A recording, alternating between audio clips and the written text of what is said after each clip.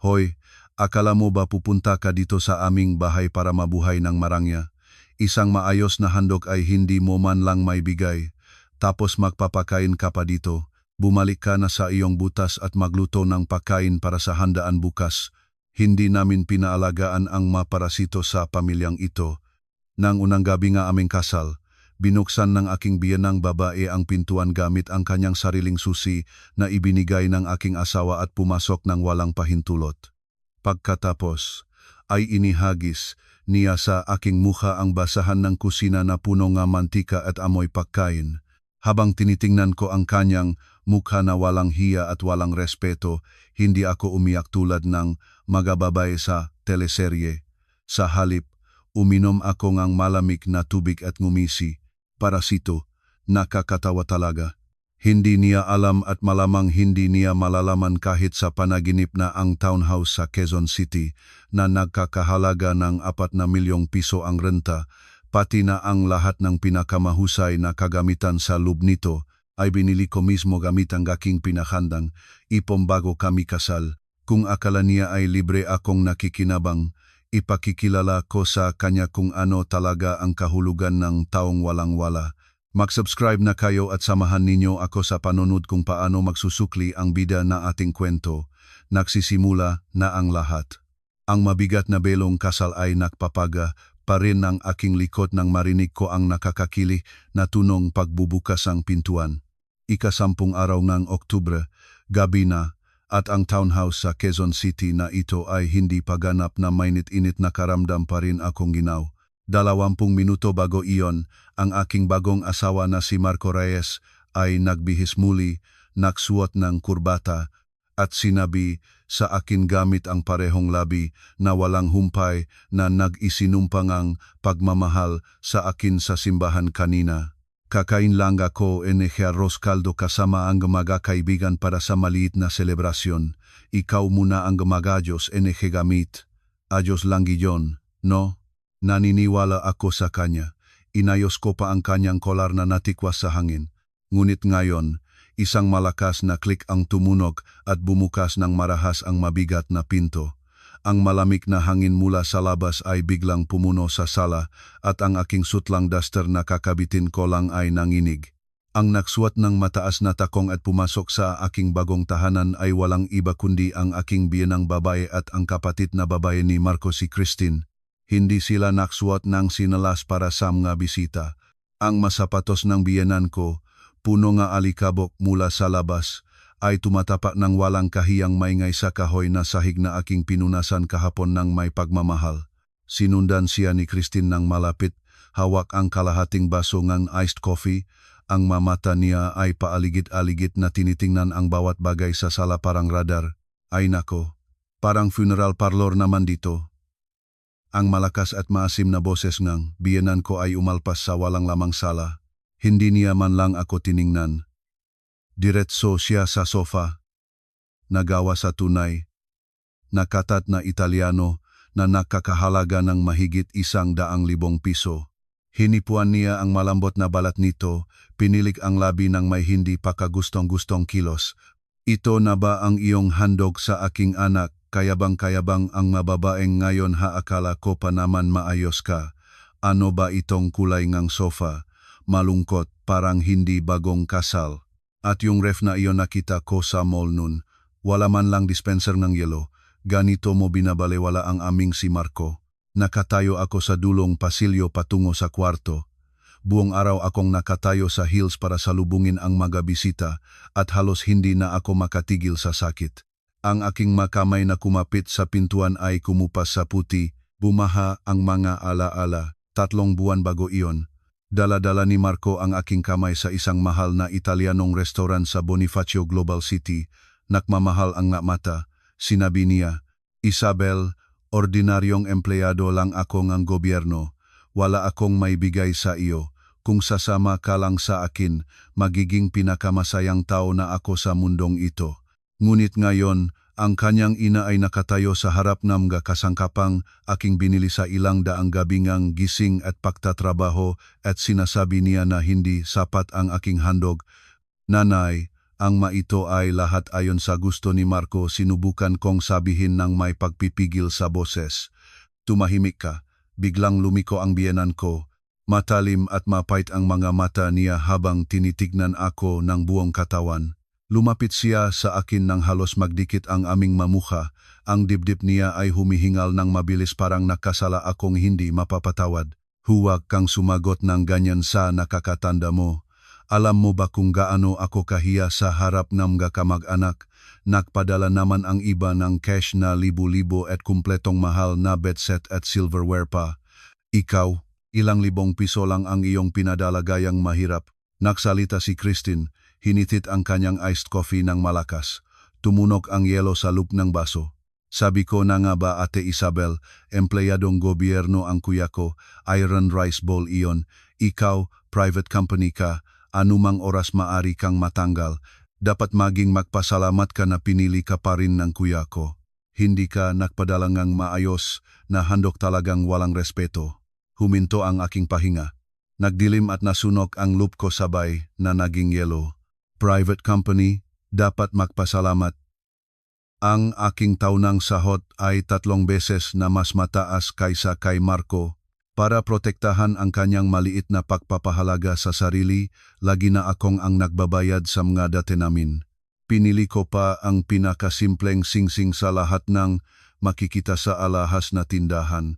At ngayon, bago pa ako makabawi sa kawalang katwirang ito, may dumating na amoy mantika at nakakasukang bagay na humaba sa hangin at tumabok sa aking mukha.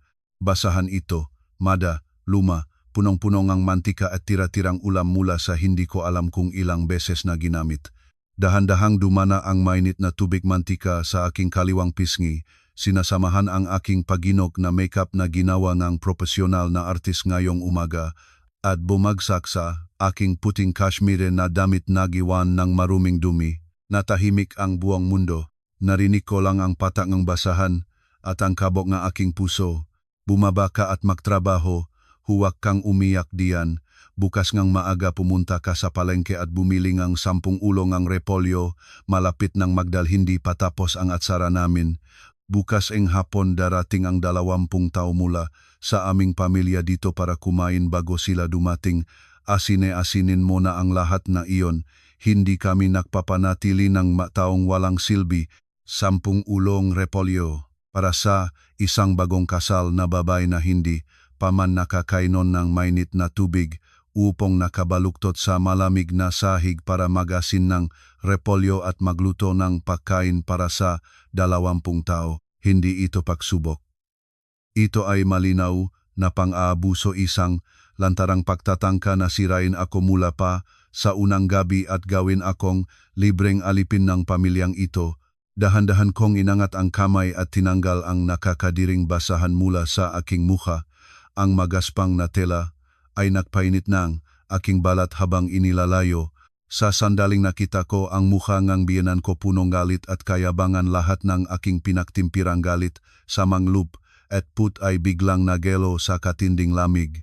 Nanay, ang aking boses sa walang lamang pasilyo ay kalmado kahit ako mismo ay nagulat. Sinabi ba ninyong mas magaling si Marco kaysa sa akin, na siya ang gumagawang sakripisyo? O naman, inangat ng biyenan ko ang kanyang baba ng may kayabangan, itinutok ang kanyang ilong sa akin. Ang aming Marco ay nag-isa na naghanap ng pabahay para sa inyo. 4 na milyong piso ang renta, hiniram niya sa bangko para sa inyo. Alam mo kung gaano kabigat ang utang na iyon, at dahil diyan ay nais lang namin na magasin kang repolyo sa magandang bahay na ito. Bakit hindi mo kaya? 4 na milyong piso, hiniram niya. Itong maasalitang ito ay gumapas sa aking isipan tulad ng kalawanging lagari. Isinara ko ang mga mata. Lumitaw ang eksena sa bangko. 3 buwan na ang nakaraan.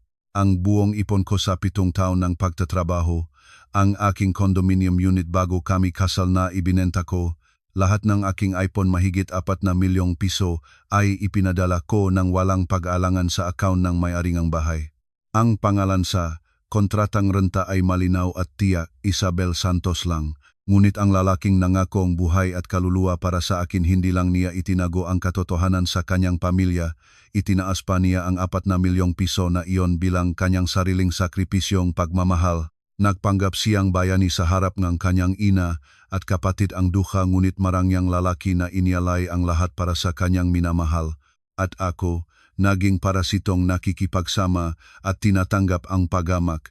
Kahanga-hanga ka, Marco Reyes. Talagang magaling na kawaning gobyerno ka.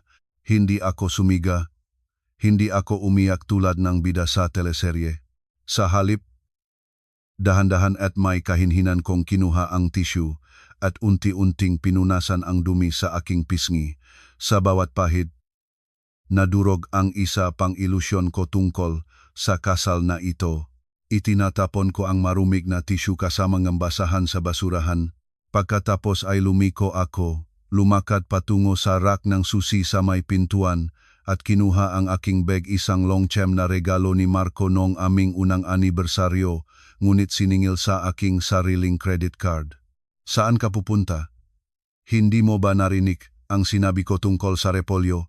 Narinig ng biyenan ko ang aking kilos at biglang sumigaw, suot pa rin ang heels at tumatakbo para hawakan ang aking braso.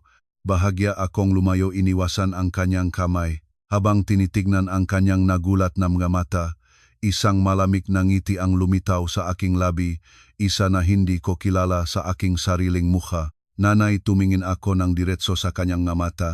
Bawat salita ay malinaw at tiyak. Kung ang bahay na ito ay inyong iniisip na sa inyong anak, gamitin ninyo ito ng buo. Umaasa akong ang hangin ng 4 na milyong pisong renta nito ay makapagpapahinga sa inyo. Nang matapos ang aking salita, hindi ko natiningnan ang kanyang natigil na muka ni si Christine na nakatayo ng walang malay sa tabi. Binuksan ko ang mabigat na pintuan at lumabas ng hindi na lumingon. Walang hiyang babae, huwag kang lumabas diyan. Kung lalabas kang pintuan na iyon, huwag kang makbalik sa pamilyang Reyes magpakailanman. Ang sigawng biyenan ko ay sumalpok sa pasilyo at ang matalas na boses ni Christine ay sumunod sa kanya. Hindi ako tumigil sa paglakad. Pinindot ko ang pababa na buton ng energy elevator. Nang magsara ang pintuan ng elevator, ang mga sumpa at pagmumura ay biglang naging gaya ng mga bagay sa ibang mundo ganap na naputol. Ang gabi ng Quezon City. Ang malamig na hangin ay mariing humampas sa aking pisngi. Lumabas ako ng mabilis mula sa gusali at nagtuloy sa isang 2-4-hour coffee shop sa kanto.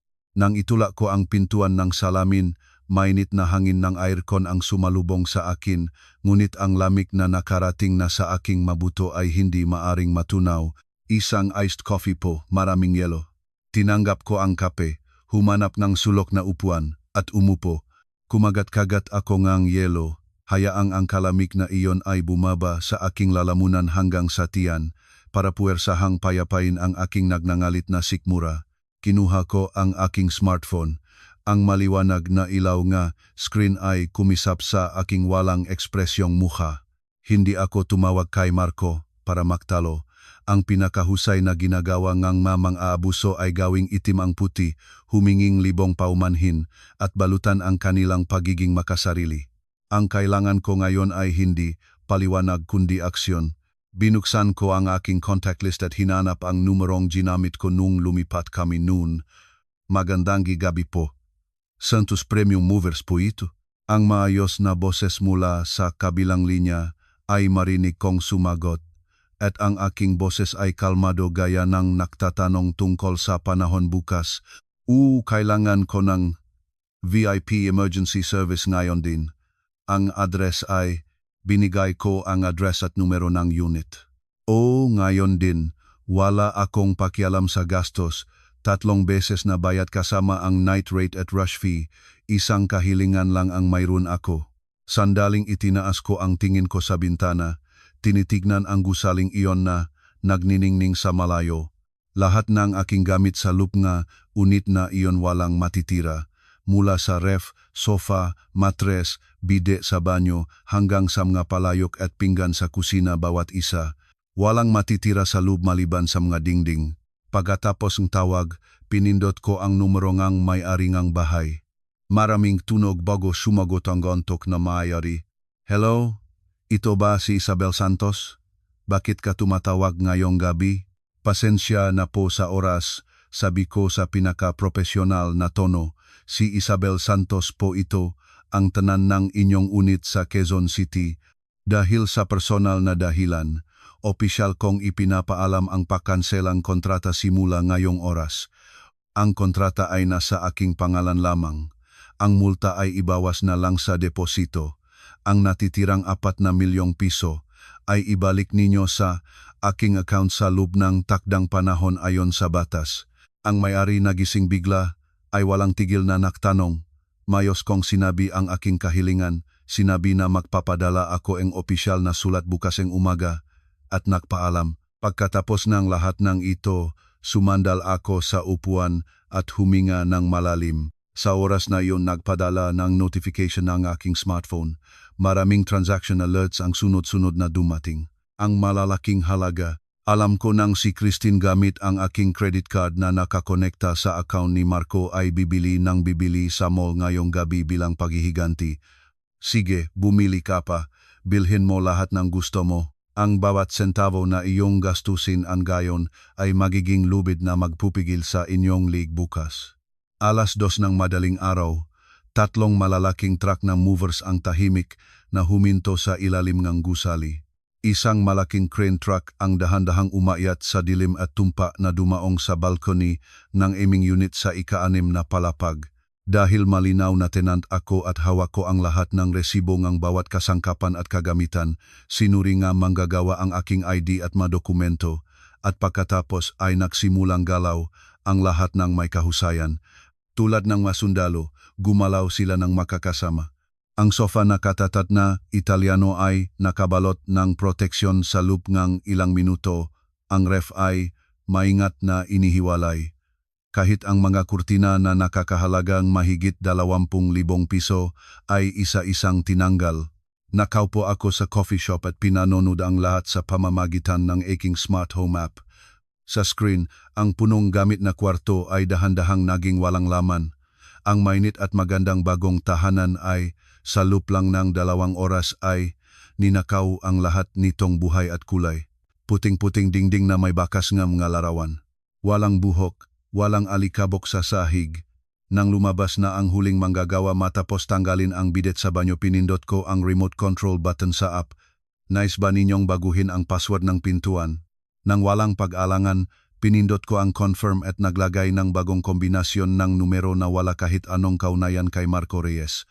4:00 ng madaling araw, isang 5-star hotel sa Makati.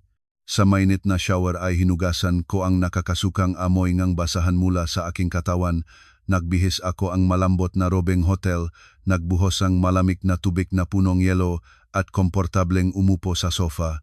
Sa malaking TV sa dingding, pinalabas ko ang live feed ng maliit na home camera na nakalagay sa may pintuan ng aming unit. 5:15. Ding! Bumukas ang pintuan ng elevator. Sa screen ay lumitaw ang 3 malabong figura. Si Marco ay namumula ang mukha, kalahati na ang kurbata, at ang buong katawan niya ay amoy bulalo at alak mula sa isang murang kainan. Nakasandal siya sa balikat ng kanyang ina sa isang kamay, at sa kabilang kamay ay nagahanap sa bulsa. Ang biyenan ko at si Christine ay puno ng malalaking shopping bags na may maliwanag na logo ng kilalang brand at ang mga mukha nila ay puno ng ngiting mapagtagumpay. Kuya, nakita mo ba kung gaano kagahaman ang ekspresyon niya nang umalis siya kanina? Sino ba naman siyang inisip anak ng mayayaman? Si kuya naman ang nag-alay ngang lahat para sa kanya, tapos ganyan ang ugali niya. Inilabas ni Marco ang kanyang kamay at hinawakan ang keypad. Maingat niyang pinilit ang numerong kapanganakan ng kanyang ina. Babe. Isang matalim na error sound. Kumiskis ang pulang ilaw sa madilim na pasilyo. Natigil si Marco. Nag-isip siya na maling numero ang napindot dahil sa alak, kaya huminga siya ng malalim at maingat na pinindot ulit. Isang numero sa bawat oras. Ganun pa rin ang error sound. Bakit ganyan yan? Sira ba ang pintuan? Ang biyenan ko ay lumapit na may inis. Nalimutan mo ba ang password? Kaarawan ko daw yun, di ba? Hindi yun, si Marco ay medyo nagising na at simulan nansi. Kenching, kanda, pindutin ng paulit-ulit ang lahat ng kombinasyong naisip niya. Kaarawan niya, kaarawan niya. Araw ngang kanilang unang date. Lahat ng pinindot niya ay walang katuturan, paulit-ulit na error. Binagong-gago niyan ang password, di ba? Sa wakas, naunawa ang si Marco ay biglang namula ng higit pa sa kanyang dating mukha. Ang kanyang paa ay bumaksak nang malakas sa pintuan, ang buong pasilyo ay umanik sa malakas na tunog. Buksan mo. Isabel, buksan mo agad ang pintuan. Napakalakas mong loob, ito ang aking bahay. Bukas ang password ko sa sarili kong bahay. Alam mong mayroon kang kakawin bukas, makaplay ka, nakdiborsyo. Maksisisi ka. Sa labas ng pintuan, ang kanyang masigaw ay gaya ngayop na nawalan ng isip. Kuya, tumigil ka na, malalaman ng kapitbahay. Hinawakan ni Christine nang may takot ang kanyang damit. Anong matatakutan ko doon? Ito ang aking bahay. Itinapon ni Marco ang kamay ng kanyang kapatid at sumigaw sa kanyang ina. Nanay, sandali lang. Tatawag akong locksmith ngayon, bubuksan ko ang butas ng pintuan na ito at ilalabas ko ang babaeng iyon para lumuhod sa harap mo. 20 minuto pagkatapos, isang antok pa ring locksmith ang dumating na may gamit. Kinuha niya ang malaking bayat sa gabi, sinuri ang ID ni Marco at inilabas ang electric drill. Sinayang ang mamahaling pintuan. Ang maingay na pagkasirang kandado ay pumunit sa katahimikan ng pasilyo. Marahas na binuksan ni Marco ang pintuan at tumalon papasok nang hindi man lang naksuot ng sinelas. Isabel Santos, mag-impake ka na ng gamit, at biglang natahimik ang kanyang sigaw. Sa TV screen, sa pamamagitan ng maliit na backup camera na natira sa sulok ng sala, malinaw ko silang nakita, tatlo sa kanila, nagyayelong katulad ng mga estatwa sa pintuan. Wala na ang maliwanag na sala. Wala na ang malambot na sofa na katad. Wala ang malaking ref. Kahit ang mga kurtina sa bintana ay wala na, ang bukas na bintana ay nagpapasok ng liwanag ng pasilyo na nag-ilawan sa sala na parang isang bagong gusali na hindi pa nitatapusin. Walang laman, tahimik at walang buhay. Ang gisapatos ni Marco ay dumapo sa hubad na saig, gumagawa ni walang laman na tunog na hesonanchi. Nakatayo siya nang hindi gumagala. Nakatingin sa puting dingding kung saan dati nakabitin ang malaking TV. Doon ngayon ay isang socket lang ang natira. Anong nangyari dito? Ang shopping bag ng biyenan ko ay tumalon mula sa kanyang kamay at bumaksak sa sahig. Pumasok siya ng dahan-dahan sa sala, paaligid-aligid tumingin. Saan ang makasangkapan? Saan ang ref? Ang aming sofa na nakakahalaga ng 150,000. Ang boses ng biyenan ko ay nanginig, at sa lalong madaling panahon ay naging isang maingay na sigaw. Diyos ko po, ninakaw tayo, ninakaw ang aming bahay. Marco, tawagan ang pulis, tawagan na ang pulis. Siguradong ginawang babaeng iyon, ninakaw niya ang lahat ng aming gamit. Ang biyenan ko, nawalan ng lakas sa mga hita, ay bumaksak ng malakas sa malamig na semento at nilampasan ng 2 kamay ang sahig, sumisigaw ng tumitili. Si Marco, ganap nang nagising mula sa alak, ay namutla ang mukha, agad na kinuha ang smartphone at tinawagan ang pulis. Hello, pulis po, ninakaw ang aming bahay, ninakaw ang lahat ng gamit namin. Ang address ay yung babae, kinuha niya lahat ng aking ari-arian, pakihuli siya. 15 minuto pagkatapos, dumating ang 2 pulis. Komportable akong bago nakposisyon sa sofa ng hotel at bahagyang itinaas ang volume ng TV. Huwag ninyong hayaang makalaya ang babaeng iyon. Magnanakaw siya, ninakaw ang aking anak, ang 4 na milyong pisong renta ang bahay na ito, at kinuha ang babaeng iyon ang lahat ng gamit. Ang biyenan ko, nang makita ang mapulis, ay dumapo sa kanila tulad ng humahol sa pilipit na lubid.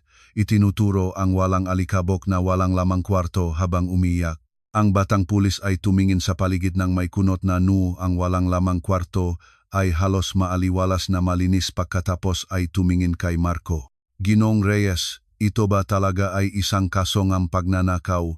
Kung kinuhang asawa ninyo ang magagamit mula sa kanilang sariling bahay, ito ay isang civil matter o usapin ng pamilya. Karaniwan ay hindi.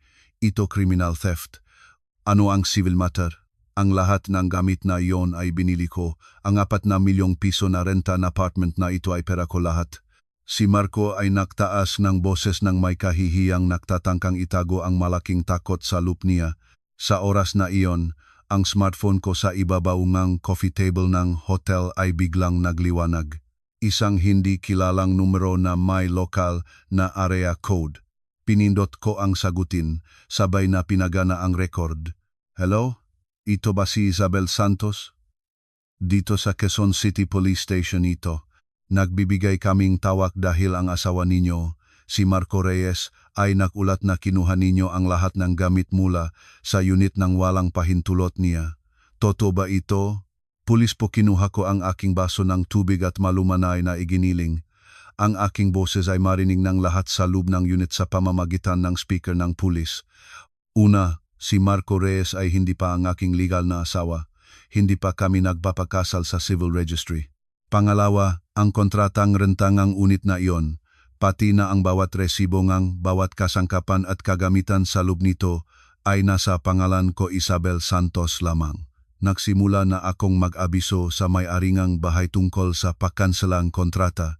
Sandaling huminto ako, binalikan ang hininga sa kabilang linya, at nagpatuloy. Inilipat ko lang ang aking personal na ari-arian sa isang gabi.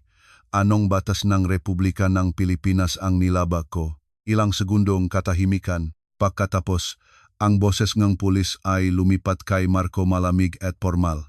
Ginoong Reyes, nakumpirma na namin. Lahat ng resibo at kontrata ng renta ay nasa pangalan ni Isabel Santos. Kinuha lang niya ang kanyang sariling ari-arian at kakatatawag pa lang ng may-aring bahay ang kontrata ay nakansela na, kaya kinakailangan ninyong lisanin ang lugar bago mag-umaga bukas. Sa TV screen, ang pagmumukha ni Marco ay biglang nagbago mula puti papuntang gabo. Natitisot siyang umurong, ang mga mata ay malawak at naniniwalang hindi pa rin. At ang biyenan ko na nakaupo sa sahig sa sandaling naunawaang ang sitwasyon, biglang niliko ang ulo niya at tinahimik na tiningnan ang kanyang anak. Pulis, yata okay na ang lahat, magbabayad na kayo ang inyong trabaho. Magandang gabi po. Bago ko tapusin ang tawag, ang biyenan ko sa screen ay nagsimulang kumamot ng semento ng walang kontrol. Dahan-dahan ko itinapat ang baso at ang yelo ay nagbigay ng malinaw at magaan na tinkle sa salamin. Sa TV screen, ang mukha ng biyenan ko noon ay puno ng kayabangan at kasamaan ay ngayon ay nayayelong sa pinakakatawa-tawang anyo. Ang makalamnan ng mukha niya ay nakakrampa ng walang kontrol. Sa matinding pagkabigla, ang makulubot sa paligid ng kanyang mga mata ay lumalalim. Ang babala na lisanin ang lugar bago mag-umaga ay tulad ng kalawanging martilyo na durog sa kanyang hungkag na kayabangan. Dahan-dahan ang kanyang malabong mga mata ay lumipat 1 milimetro sa bawat oras hanggang sa tumibok ng tuwid sa mukha ni Marco. Marco, ang boses ng biyenan ko ay nanginig tulad ng tuyong sangang kahoy bago masira sa bagyo. Ano ang sinabi ng pulis? Ang kontratang renta ay nasa kanya, ibig sabihin niyan. Ang 4 na milyong piso ay sarili mong hiniram mula sa bangko. Yan ang sinabi mo sa akin. Yan ang sabi mo, ito ay iyong bahay. Si Marco ay tigas ang katawan sa kung saan siya nakatayo. Ang noo niya ay basang pawis. Sa gitna ng malamig na gabing Disyembre, ang likod ng kanyang polo ay basa na basa. Bumukasara ang kanyang labi, ngunit wala siyang masabi. Nang madurog ang kasinungalingan, wala nang natirang hiya, puro kapahamakan na lang. Ang tingin ng biyenan ko ay dahan-dahan na bumaba hanggang sa natigilan sa kamay ni Christine. Hawak nito ang isang malaking shopping bag na may malaking logo nga Hermes, ang mabiniling gamit mula sa aking credit card ilang oras na ang nakaraan. Gago ka talaga. Biglang sumiga ang biyenan ko ng isang kakilakilabot na iyak. Dumukwang siya kay Christine, hinakaw ang mabigat na shopping bag at buong lakas na itinapon ito sa ulo ni Marco. Ang makapal at matigas na kahon sa loob ng bag ay tumpak na tumama sa kanyang temporal, isang mabibigat na tunog. Si Marco, walang pagkakataong umiwas, ay bumaksak tulad ng tuta na naputol ang gulugod sa hubad na semento at dumulas ng malayo. Kuya, sumigaw si Christine at binitawan ang kanyang iced coffee. Ang brown na kape at yellow ay bumaksak ng maingay sa dungis na sahig. Parang kulay kanilang kababaang loob na nadurog. Ang dalawang pulis sa pintuan ay tinitingnan ang lahat ng ito ng may pagamak at kawalang pakialam tulad ng nagmamasid sa dalawang ipis na nakakagat sa basurahan. Hindi man lang sila pumagitna. Komportable akong nakaupo sa malambot na sofang hotel, dahan-dahang nilunok ang malamig na tubig. Ang malamig na iyon ay bumaba sa aking lalamunan at doon ay ginaw nito ang huling bahaging init na natitira sa aking puso mula sa 8 taon ng pagmamahal. Kinuha ko ang remote at pinindot ang power button. Naging ganap na dilim ang screen at ang kanilang mga siga at pag-away ay ganap na nahiwalay mula sa aking mundo. Kinabukasan, ang langit ng Maynila ay parang natatakpan ng makapal na ulap walang sinag ng araw. Ang smartphone ko sa ibaba ng bedside table ay nag-vibrate ng maingay. Si Marco Reyes ang pangalan sa screen. Hindi ko agad sinagot. Tahimik lang akong nakaupo sa gilid ng kama. Pinanonood ang phone na dahan-dahang gumagalaw sa makinang na ibabaw ng mesa habang nagtatampok ng malakas na vibration sa malawak na suite. Isang beses, 2, 3 tumigil ang vibration at pagkatapos ng 2 segundo ay muling nagsimula ng tulad ng baliw. Iniunat ko ang kamay ko. Ang madulo ang aking daliri dahil sa pagod ng gabi ay namuti.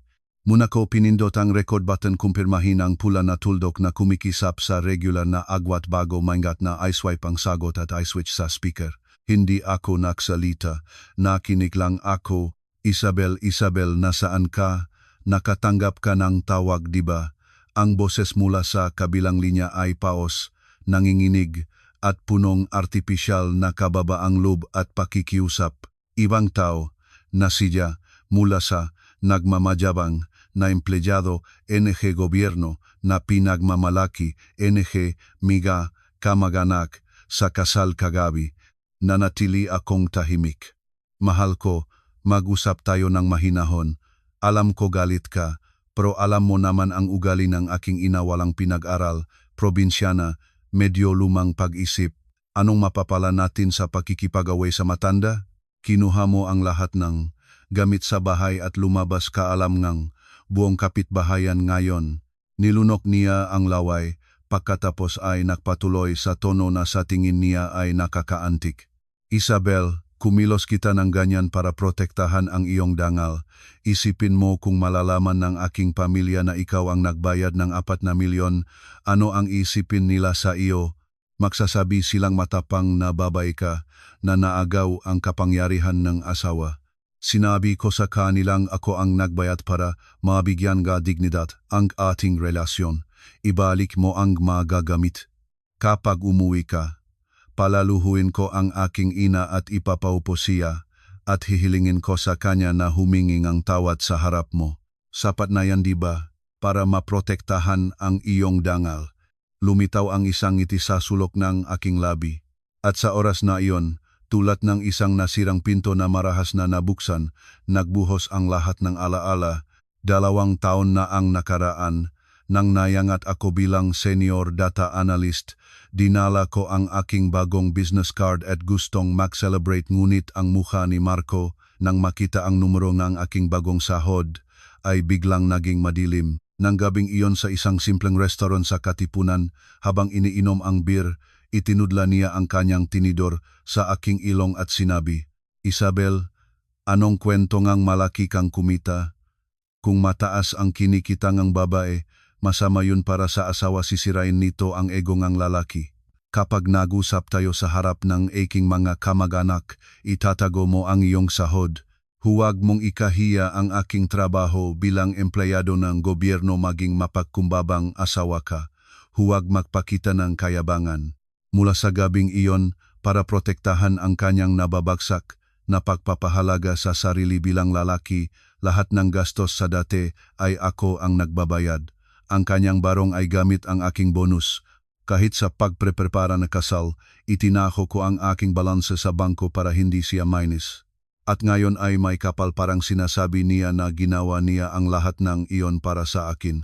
Marso sa wakas ay nagbukas akong bibig. Ang aking boses sa malawak na kwartong hotel ay walang anumang emosyon kalmado tulad ng pagbabasa ng data report. Hindi tayo legal na mag-asawa. Hindi pa tayo nagparehistro sa civil registry. Batas-batas, perpektong estranyo tayo. At kahit sa de facto na basehan, nang ang basahan ay humampas sa aking mukha kagabi, ito ang kasal na yon ay ganap na natapos. Isabel, hindi mo maring. Ang kapatid mo ay gumamit ng aking credit card na nakakonekta sa account mo para bumili ng halos 200,000 piso sa mall kagabi. Walang awang pinutol ko ang kanyang boses. Kanina umaga, nakiusap na akong itigil ang transaksyon at i-freeze ang card sa bangko. Ang bawat salita ko ay tulad ng mahusay na scalpel na nagputol ng lahat ng kanyang rutan pagtakas. At ang para maprotektahan ang iyong dangal na dahilan mo itago mo mabuti yan, gamitin mo yun sa harap ng hukom, abangan mo ang summons mula sa korte. Pagkatapos ng aking mga salita, hindi ko siya binigyan ng pagkakataon na magsalita pa pinindot ko ang end call button. Isa-isa kong hinarangan ang kanyang numero, ang numero ng kanyang ina at ang numero ni Christine. Sa wakas, naging tahimik ang mundo.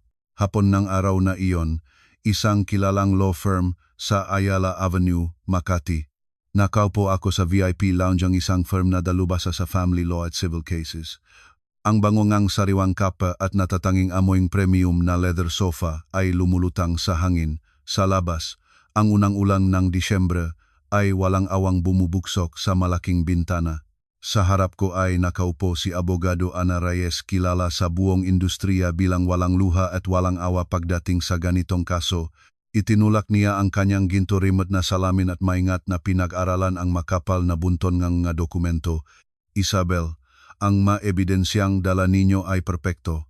Ang abogado ay tumingin sa akin at ngumiti ng propesyonal at malamig. Ang kanyang mamahaba at eleganteng daliri ay dahan-dahang humipo sa kontratang renta, sa makapal na bank statement at sa mga recording na aking kinuha ngayong umaga. Si Marco Reyes ay hindi lang nagtatago ang kanyang napakasama na sitwasyon sa pananalapi bago ang kasal, nanlinlang pa siya tungkol sa pinakmulan ng pondo para sa renta at mayroon pa siyang milyon-milyong piso ng credit card revolving debt na hindi niya sinabi. Sa ilalim ng batas ng Pilipinas, ito ay isang napakaseryosong fraudulent marriage. Ang boses ng abogado ay may kasamang isang gurian na kilig na narorumbago mahuli enega isang mapaglayon na manggangaso. Dagdag pa rito ang aktwal na insulto at pisikal na pang-aabusong pamiyang kabilang panig sa inyo at ang pagtatagong ari-arian sa panahon ninyong de facto na relasyon. Hindi lang namin pababalikin ang bawat sentimo ng inyong pera, ipaparamdam namin sa kanila ang masakit na damages. Hindi ko na kailangan ng malaking damages. Sumandal ako sa upuan, itinapat ang dalawang kamay sa magkasalubong na posisyon at tumingin ng diretso sa abogado. Ang gusto ko ay tiyak na suntok. Ang tinapay na iyon na ipinagmamalaki niya ang kanyang iron rice bowl, gawin ninyong lubit na siya mismong magtatali sa kanyang sariling lig. Ang abogado ay malakas na tumawa, isang tawa ang isang taong nakita na ang huling sitwasyon ng kanilang biktima bago sila mahuli.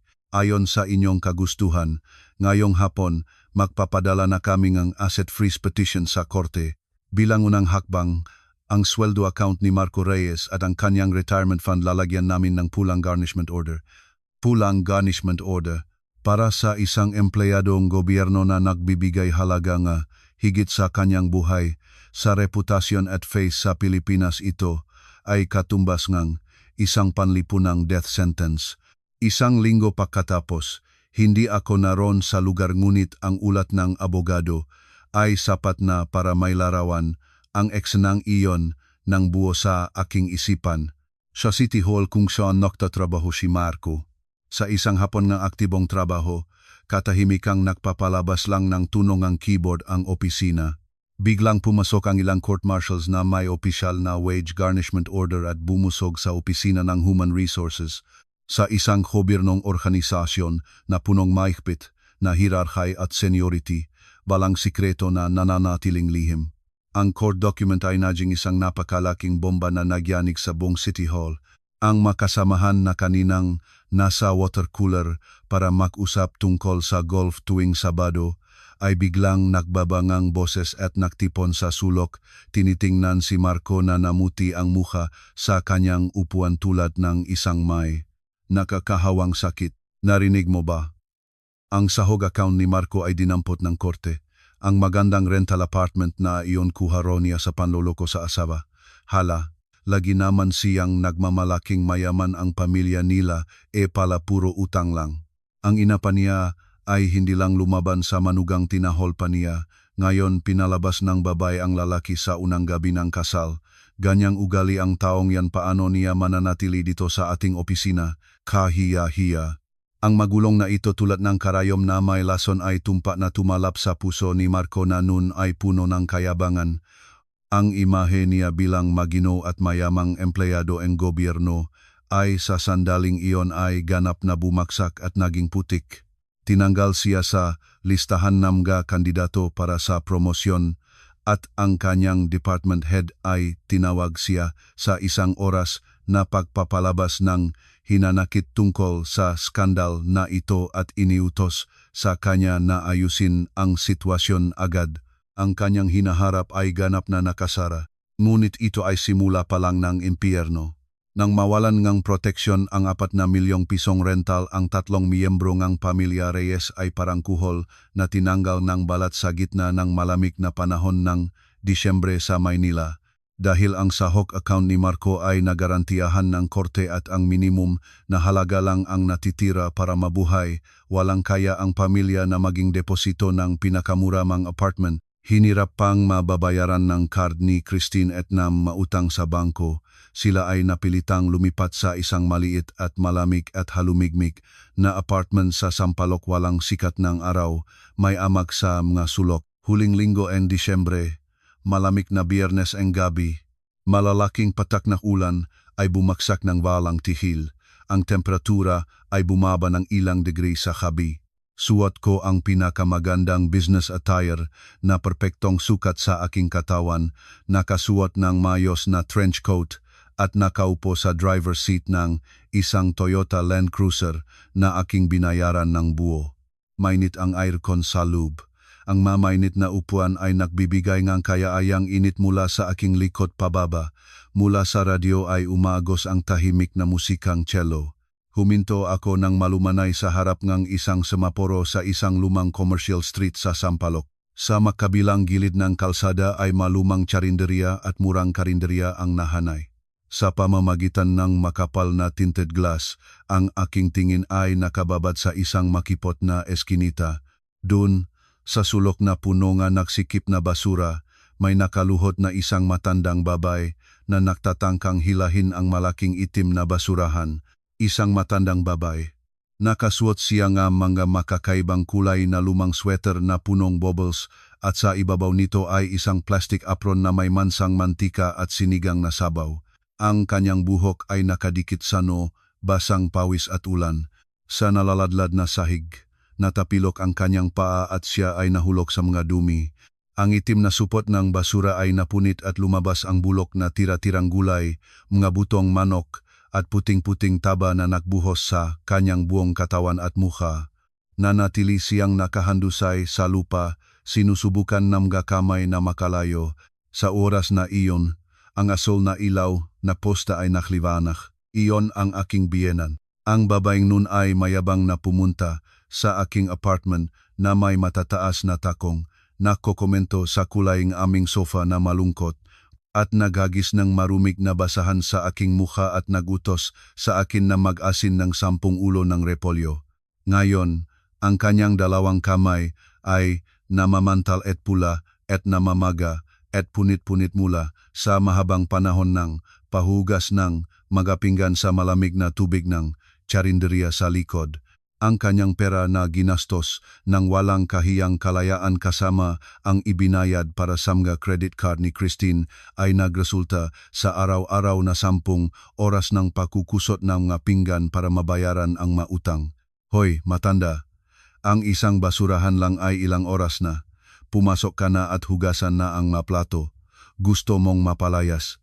Ang may-ari ng tsarinderya ay lumabas sa pintuan sa likod, kamay sa baywang, at nakmumura sa kinaroroonan ng biyenan ko. Ang biyenan ko ay nagulat at nanginig habang nagsisikap na tumayo. Sa sandaling iyon, ang kanyang malabo at mapulang mga mata ay tumalab sa Land Cruiser na nakasalamin sa liwanag ng kalsada. Ang kanyang tingin ay umakyat sa malaking logo sa harap ng sasakyan at dumaong sa driver's seat at sa aking muka. Tumigil ang panahon. Nakita ko nang malinaw ang pagbabago ng kanyang ekspresyon mula sa pagkalito patungo sa pagkabigla hanggang sa isang kaguluhang kahalo ng pagkamanhid. Isabel, ang kanyang malabi ay nanginig habang bumubukas. Sa susunod na sandali, parang isang nalulunod na tao na tumatakbo patungo sa isang lubid, bumangon siya ng pabali-bali mula sa basurahan at dali-dalik na lumabas sa mga dumi, umusad-usad patungo sa aking sasakyan. Isabel, anak ko. Isabel, umiyak siya, iniunat ang kanyang marumi at mantika-basang mga kamay patungo sa pinto ng aking sasakyan. Isabel, patawarin mo ako. Natamlay ang matanda na kamali. Ang aming Marco ngayon ay araw-araw lang uminom sa amag na apartment. Wala nang gustong kausapin siya sa trabaho. Maawa ka sa amin. Kung bumalik ka lang maupo ako sa iyong paanan magpakailanman, magiging alipin kita. Ang kanyang uhog at luha ay nakahalo at ang kanyang mukha bitak-bitak sa hangin at ulan ay nakadikit sa aking salamin, nag-iwan ng marumik na bakas. Hindi ako nag-aksyon ng sasakyan. Hindi ko ibinaba ang bintana. Nanatili akong nakaupo sa malamig na upuan at nagmasid sa kanya ng gaya ng isang tao na nagmamasid sa isang trahedyang obra maestra. Sa sandaling ang kanyang marumik na kamay ay muling naghandos sa bintana. Bumukas ang pintong pasahero ang bodyguard na aking kinuha para sa araw na ito at lumabas. Sa itim na coat at maputing guwantes, walang pagbabago ng ekspresyon. Iniunat ng bodyguard ang malakas na braso at hinakot ang matanda sa balikat ng damit at walang awang itinatapon siya mula sa sasakyan tulad ng maruming basura. Ang kahindik-hindik na sigaong biyenan ko ay pumutok at ang kanyang ngapa ay nadulas sa basa-basang aspalto at muli siyang bumaksak ng maingay sa tabing ng bulok na basurahan. Tinitignan ko siya na umiyak at kumukuha ng dibdib habang nakahandusay sa basurahan at dahan-dahan kong pinindot ang pababa na buton ng bintana. Ang malamig na ulan ng Disyembre at ang nakakasukang amoy ng basurahan ay biglang sumalunga sa mainit na hangin ng lubngang sasakyan, ngunit wala ni isang kilay na gumalaw sa aking mukha. Eleganteng inilagay ang siko ko sa gilid ng bintana, bahagyang tinalikod ang ulo at tiningnan siya ng mataas mula sa itaas. Nakita ko ang kanyang kamay na mamantal, may dugo at ang mantika basang apron niya. Dahan-dahan akong ngumiti perpekto at walang kapintasan habang nagmamasid sa kanya ng tulad ng isang prinsesa na nagmamasid sa isang serbidora. Nanay, ang aking boses ay malambot at mainit tulad ng hangin ng Abril, ngunit sa ilalim nito ay isang matalas na talim na nakabalot. Bakit nakaupo ka sa basurahan habang umuulan ng ganito?